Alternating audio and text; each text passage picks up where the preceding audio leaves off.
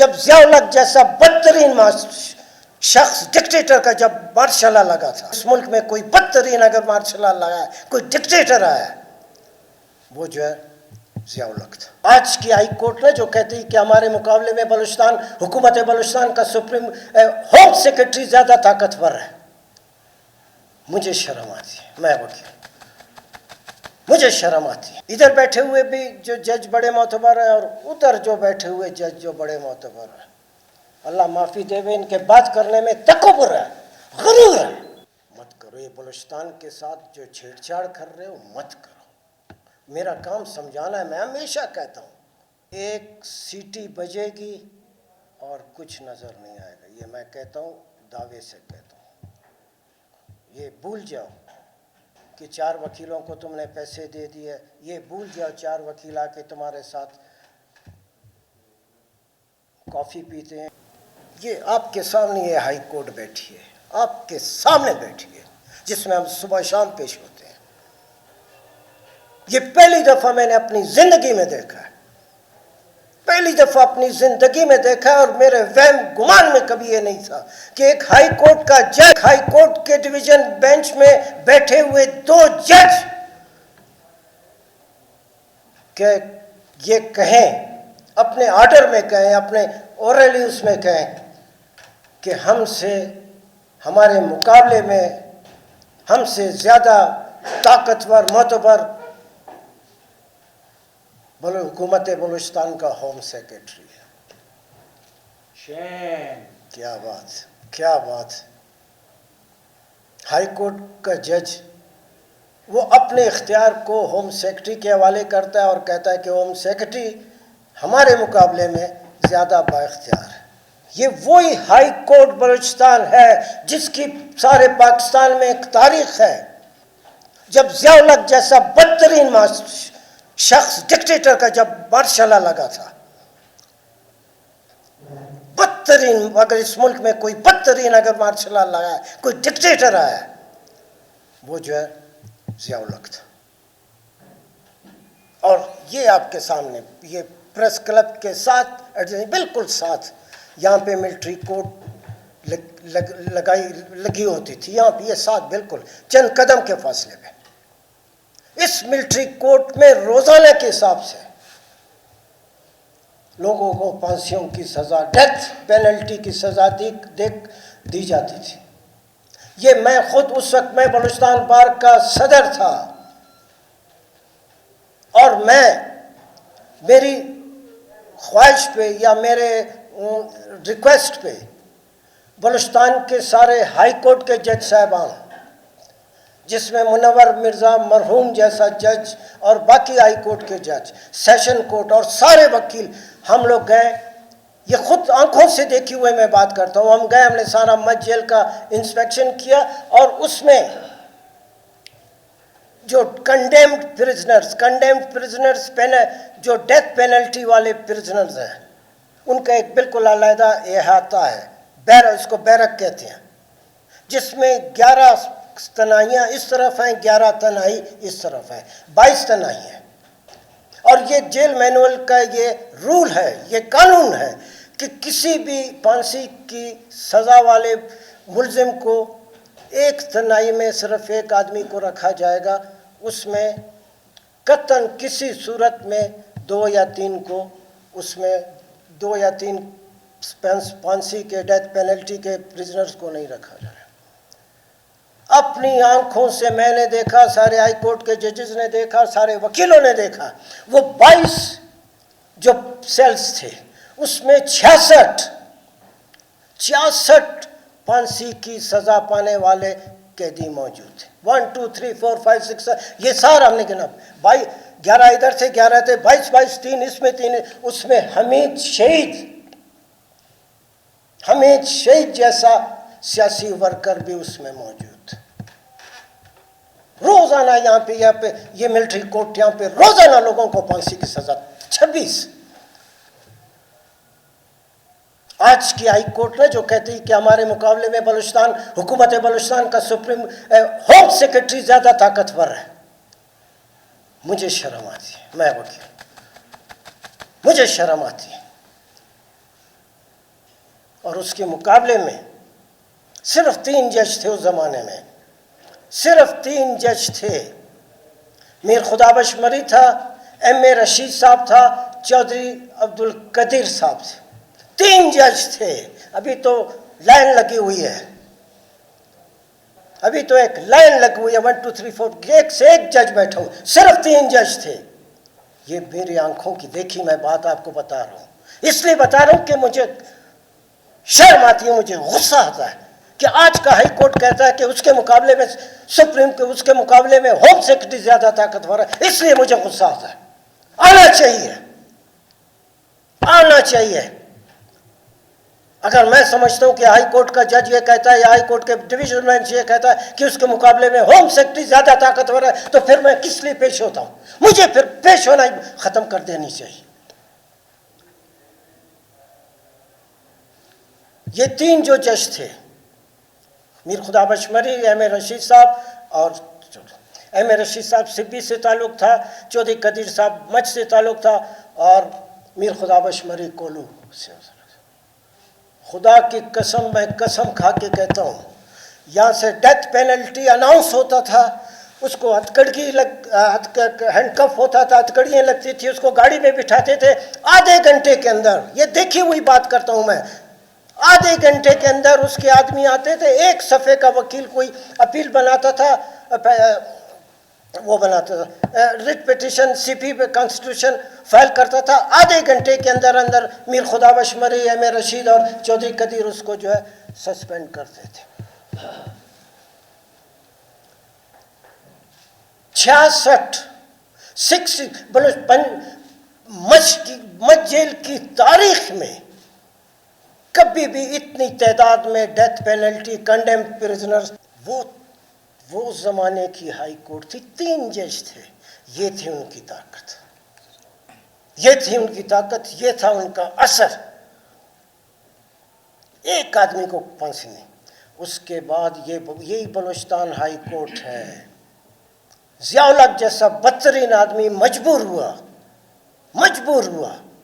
پہلا پی سی او جو آیا ہے، پہلا پی سی او، وہ اسی بلوچستان ہائی کورٹ کے ان 3 ججز کے اپنی ریٹ پاور کو ایکسرسائز کرنے کا جو ان کا اختیار تھا، جو ان کی جرت تھی، اس کی بنیاد پہ پہلا پی سی او آیا، اور اس پی سی او میں ضیاء الحق نے کہا کہ اب پاکستان میں صرف وہ جج رہے گا جس سے میں اوت لوں گا، جس سے میں حلف لوں گا۔ اس میں بلوچستان کے 3 ججز سے کسی کو حلف کے لیے نہیں بلایا، میر خدا بخش مری بھی ختم، ایم اے رشید، چودھری قدیر کو میر خدا بخش مری اور ایم اے رشید نے زبردستی کہ نہیں چودھری صاحب آپ جائیں، اگر آپ بھی ہمارے ساتھ رہ گئے تو اس کا مطلب پتہ نہیں ہائی کورٹ کی کیا۔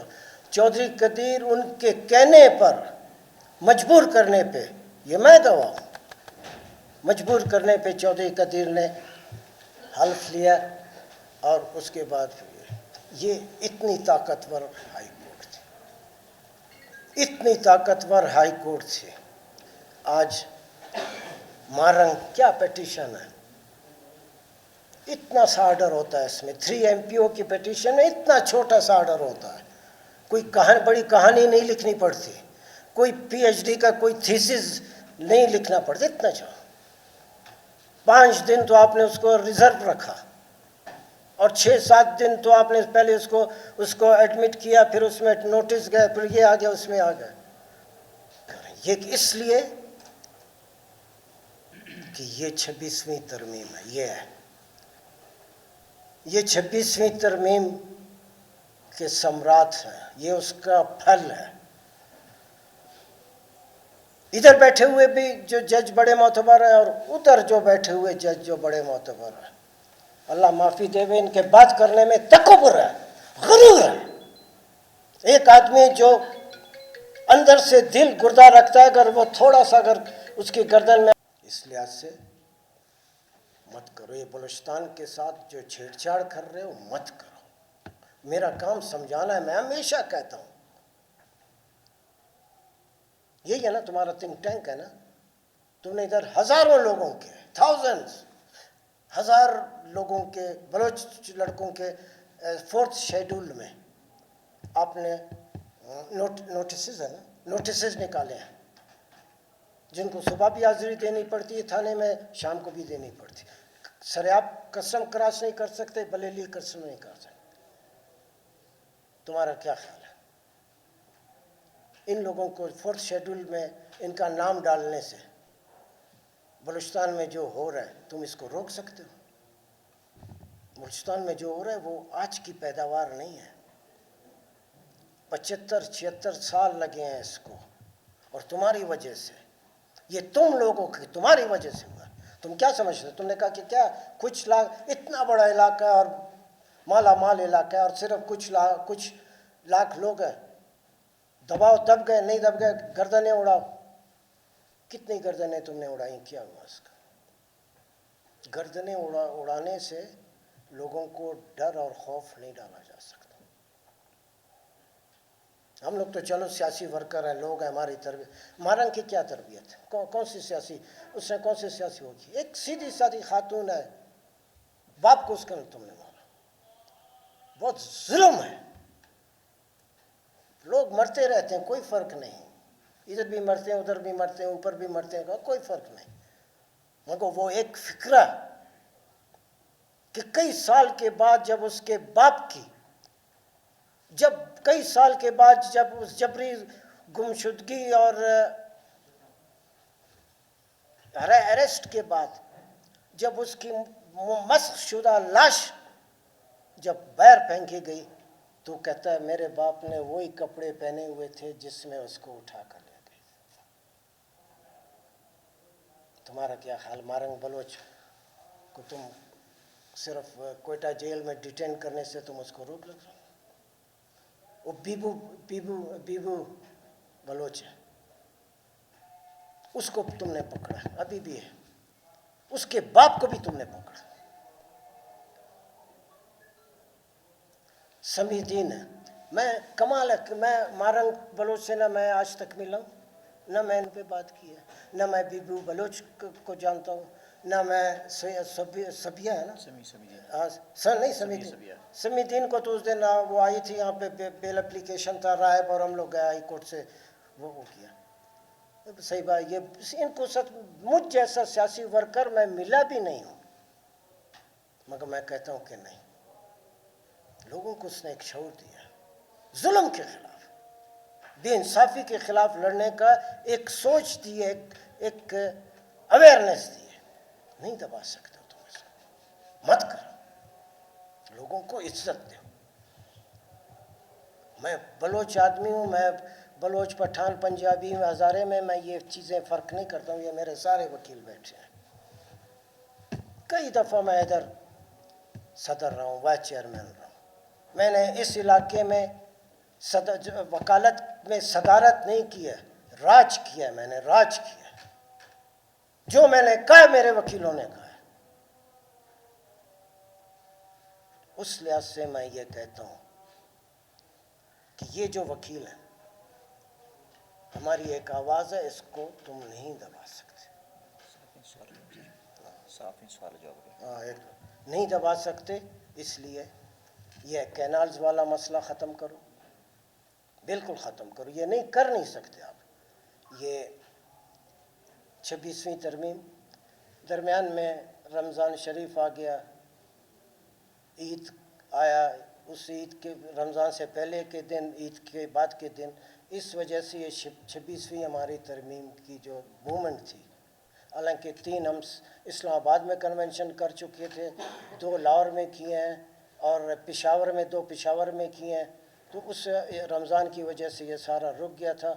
اب یہ سمجھو, آپ یوں سمجھے کہ آج کے پریس کانفرنس سے, لاہور کراچی کے کنونشن سے اور آج کے سے ہم نے اس کو ٹیک اپ کیا ہے, اور انشاءاللہ آپ دیکھیں گے یہ 26ویں ترمیم رہی تو پھر یہ عدالتیں نہیں رہیں گی, ان کی ضرورت نہیں. اور اگر 26ویں ترمیم کو ہم نے ختم کیا, پھر آپ کہہ سکتے ہیں کہ اس ملک میں لوگوں کو زندہ رہنے کا، عزت و احترام کے ساتھ زندہ رہنے کا ایک حوصلہ ملے گا۔ بلوچستان میں خاص طور پہ اور پاکستان میں لوگ عزت نفس مانگتے ہیں، روٹی تو بات کی بات ہے، عزت نفس مانگتے ہیں۔ اس ملک میں عزت نفس لوگوں کا تم لوگ مجروح کر رہے ہو، لہذا اب وہ حالات پیدا ہو گئے کہ تمہارے اختیار میں نہیں ہے۔ کینال بند کرو، 26ویں ترمیم پہ ہم وکیل جو کر سکتے ہیں ہم کر کے آپ کو دکھائیں گے۔ یہ پی کا آرڈیننس اس کو ختم کرو، اور یہ جو کارپوریٹ فارمنگ ہے اس لحاظ سے ہم نے آج یکجہتی کے طور پہ سندھ کے وکلاء کے ساتھ یکجہتی، سندھ کے عوام کے ساتھ دریا سندھ کی اس کے اوپر یکجہتی کے حوالے سے آج ہم نے ریلی نکالی۔ ایک ٹوکن ریلی ہے سمجھو، مگر میں آپ کو کہتا ہوں ایک سیٹی بجے گی اور کچھ نظر نہیں آئے گا، یہ میں کہتا ہوں، دعوے سے کہتا ہوں۔ یہ بھول جاؤ کہ 4 وکیلوں کو تم نے پیسے دے دیے، یہ بھول جاؤ 4 وکیل آ کے تمہارے ساتھ کافی پیتے ہیں، یہ بھول جاؤ کہ 4 وکیلوں کو تم نے ججز بنانے کا یا گورنمنٹ کے کونسل بنانے کا یہ دیا۔ یہ ان 4 6 8 10 20 50 100 وکیلوں کی بس کی چیز نہیں ہے کہ وہ 26ویں ترمیم کے خلاف وکلا کی تحریک کو روک سکے۔ Thank you very much. ہمارے ساتھ بلوچستان ہائی کورٹ بار کے جنرل سیکرٹری آغا نجم الدین، ہائی کورٹ بار کے پرانٹ سیکرٹری ایاز کاکڑ صاحب، عبدالہادی ترین